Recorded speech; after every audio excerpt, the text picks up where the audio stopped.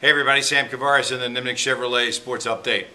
Jaguars come up with a big win, and you might say, well, they had to go to the last play and they only beat the Colts, but they beat the Colts on the road, and really when you look at the NFL, it's all about big plays these days, and certainly it's a one-possession league.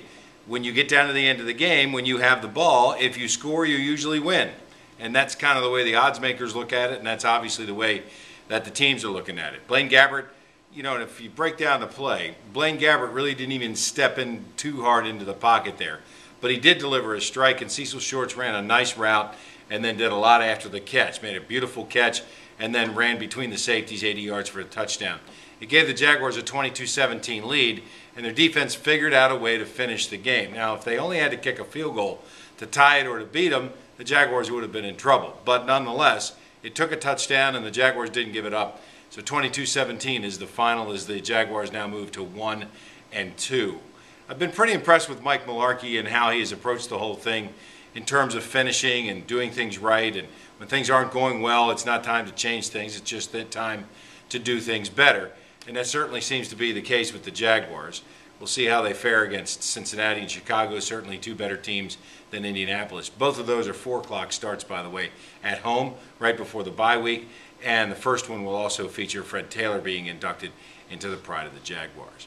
Florida wins pretty handily, 38-0. I even said on the air a couple days before the game that don't be surprised if Florida shuts out Kentucky, and they did just that. The Wildcats were playing without their starting quarterback, and Florida took advantage of that and then did some things defensively that obviously led to points and led directly to points with an interception for a touchdown as well. Jeff Driscoll continues to emerge as a very strong quarterback.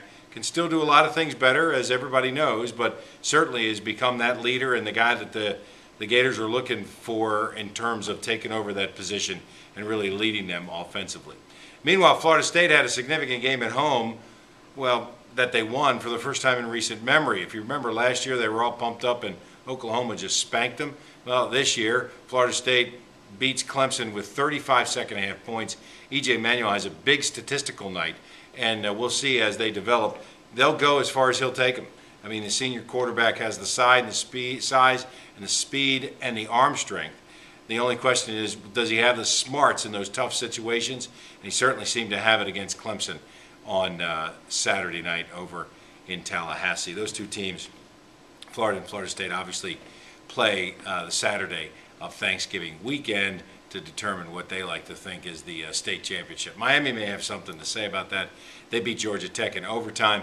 And, of course, Georgia beat Vanderbilt to remain undefeated in the SEC. So the game here coming up in late October may determine who wins the SEC East, as it seems to do almost every year. Florida's ranked 11th. Georgia's 5th. Florida State is 4th in the latest poll. I'm Sam Kavaris. That's the Nimnik Chevrolet Sports Update.